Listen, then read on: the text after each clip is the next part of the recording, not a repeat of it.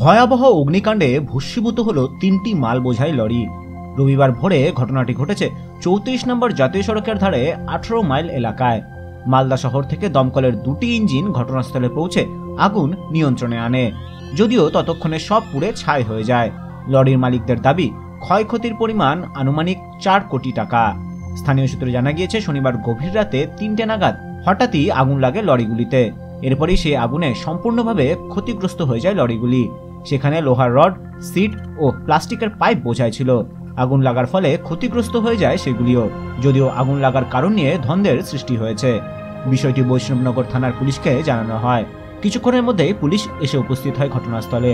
এরপরই মালদা থেকে দমকলের 2টি ইঞ্জিন এসে আগুন নিয়ন্ত্রণে আনে, যদিও কী কারণে আগুন লেগেছে তা নিয়ে তদন্ত চলছে।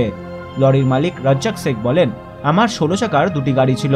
রাতে লোহার রড বোঝাই করে রাখা হয়েছিল। জাতীয় সড়কের ধারে প্রতিদিনের মতন এদিনও রাখা হয়। সকালে আগরতলায় যেত গাড়িগুলি, কিন্তু ভোর নাগাদ গাড়িতে হঠাৎ করে আগুন লাগার খবর পায়। এসে দেখি আগুন দাউ দাউ করে জ্বলছে। বৈষ্ণবনগর থানার আইসি বিপ্লব হালদার জানান, গাড়িতে কোনো ত্রুটির জন্য শর্ট সার্কিট হয়ে আগুন লেগে থাকতে পারে, কারণ প্রতিটি গাড়িতেই বীমা করা থাকে। অন্য কেউ কেন আগুন লাগাতে যাবে? ঘটনার তদন্ত করা হচ্ছে। কীভাবে লাগলো সে তো আমি বলতে পারবো না, কারণ যে আগুন লাগার পর কিছু লাইনের গাড়ি, আমার আরেকটা গাড়ি ছিল, ওই ড্রাইভারকে উঠিয়েছে। ওঠার পর সব এখানকার লোকাল লোক জানাজানি হয়। তারপরে আমার বাড়ি তো পাশেই, আমাকে সব ফোন করে আসার পর দেখি 3টাই গাড়ি দাউ দাউ করে আগুন জ্বলছে। তারপর আমরা থানাকে ফোন করি, থানা আসে, এসডিও আসে, আইসি আসে, থানা থেকে দমকল আসে, গাড়িগুলো নিয়ন্ত্রণে আনে। কি মনে হচ্ছে কিভাবে আগুন লেগেছে? এখন সেটা আমি সঠিক বলতে পারলাম না কীভাবে আগুনটা লেগেছে, কারণ এটা বলা সম্ভব না। কেউ বা কারা লাগিয়েছে না অটোমেটিক লেগেছে সেটা আমাদের জানা নেই। পুলিশে জানিয়েছেন? পুলিশে এফআইআর করেছেন? হ্যাঁ, পুলিশে এফআইআর করা হয়েছে। কি বলছে পুলিশ? পুলিশের তদন্ত করা বলেছে, তদন্ত করতে বলেছে।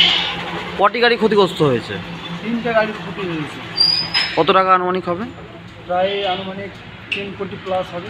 আগুনটা লাগে বলতে, আমার এই গ্যারেজের পাশে হোটেল আছে। হোটেলে রাত্রে অনেক খরিদ্দাররা খাচ্ছিল আর কি।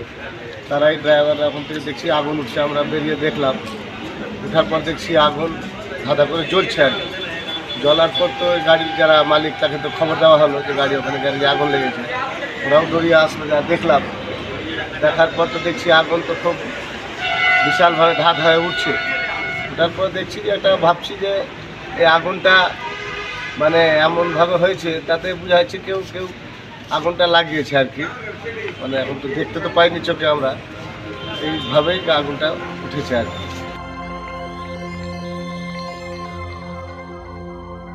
কালিয়াচক থেকে সেনাউল হকের রিপোর্ট, উত্তরবঙ্গ সংবাদ।